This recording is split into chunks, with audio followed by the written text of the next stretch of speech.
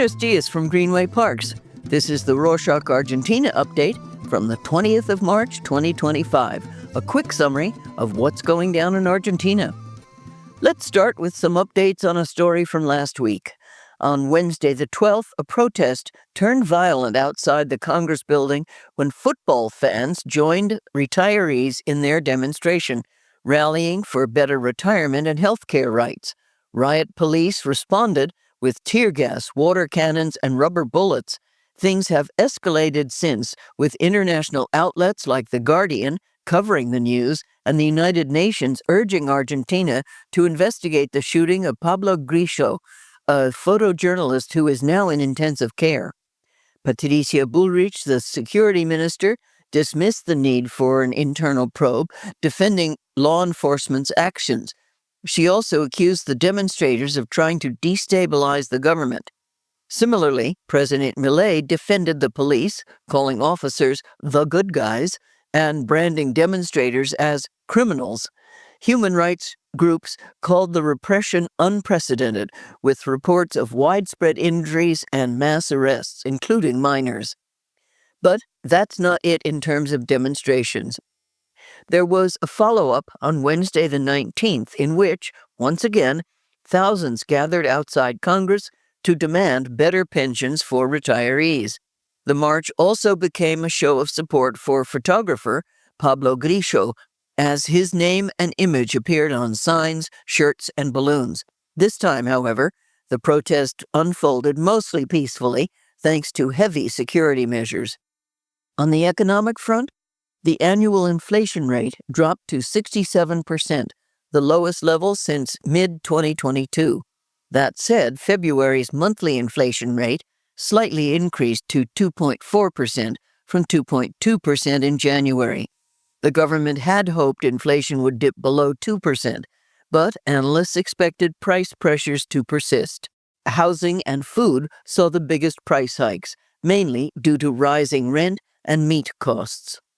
Looking ahead, experts predict inflation to hold steady or ease slightly in March, though seasonal expenses like education and fresh produce could push up some prices. For 2025 overall, analysts forecast inflation could decline to 23%, still above the government's target of 18%.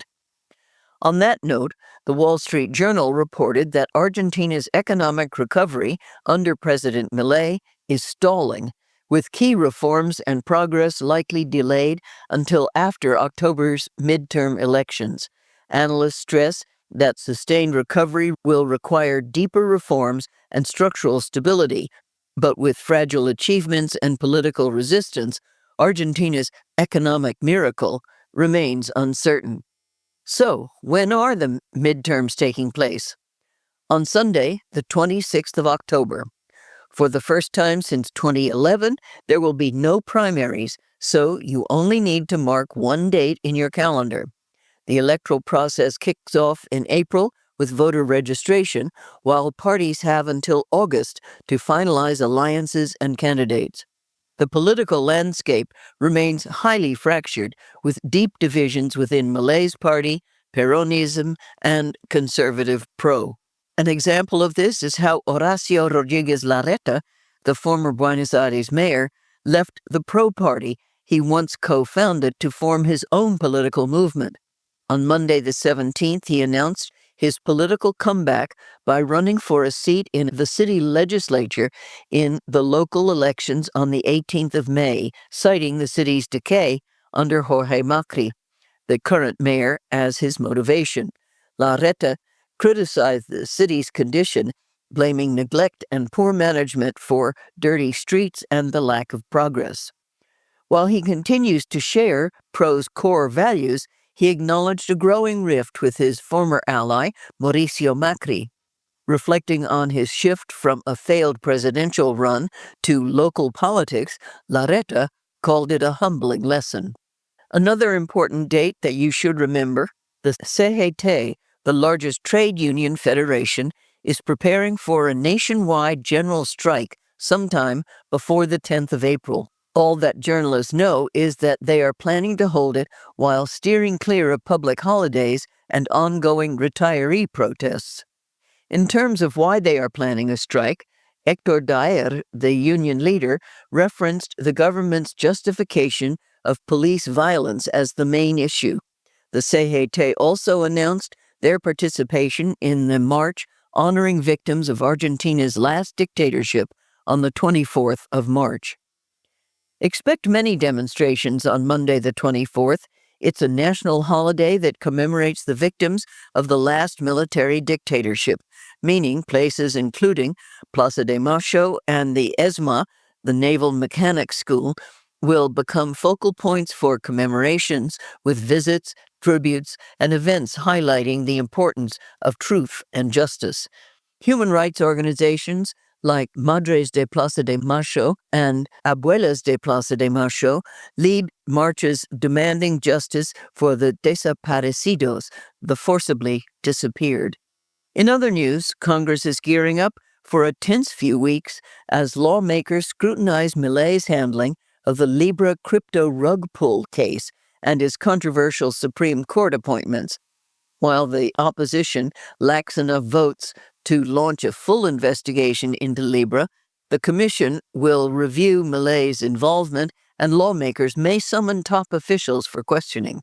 Meanwhile, the Senate could also reject Milei's attempt to bypass legislative approval for Supreme Court nominees. On Wednesday the 12th, the lower house approved President Milei's decree to secure a new deal with the International Monetary Fund, or IMF, despite having no details on the loan amount or conditions. The vote passed with 129 in favor and 108 against, sparking outrage among opposition lawmakers. Critics argue that the deal, which will be used to pay back the central bank, still constitutes new debt and lacks the broad political support the IMF usually requires. Meanwhile, the government defended the move, saying it would reduce public debt and stabilize the economy. The government also rolled out changes to the traffic law, introducing a nationwide digital driver's license. The new rules, published in a decree, also tweak vehicle inspections. New cars get a 5-year grace period before their first mandatory check, while vehicles over 10 years old must renew their inspection yearly. The government scrapped the certification for auto parts to cut costs. It also set regulations for autonomous vehicles and added new road signs for railway crossings.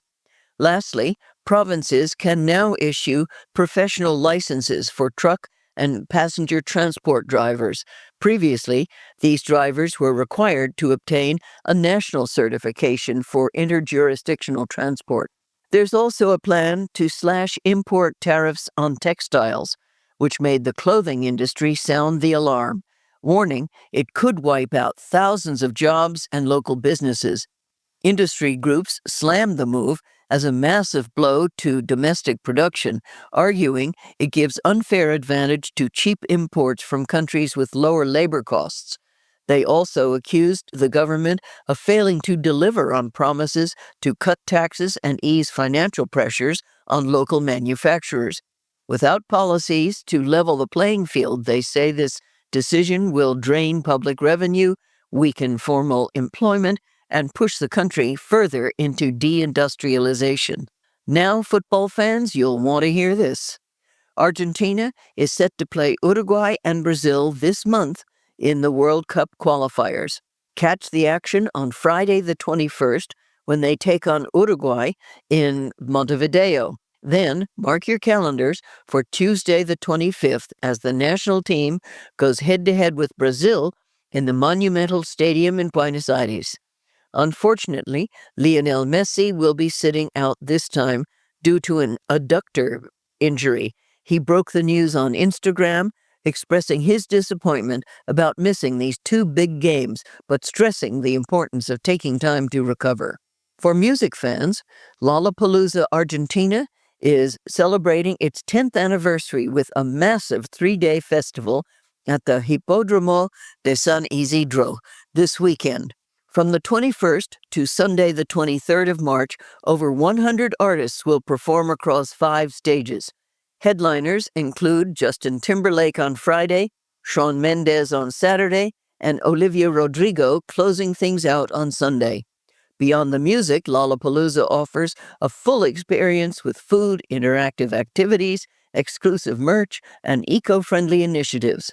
Tickets are still available on the website. And that's it for this week. Thank you for joining us. Did you know that you can send an episode as an MP3 file? You can download it directly from our website, www.rorschach.com/Argentina. The link's also in the show notes. Nos vemos la próxima semana.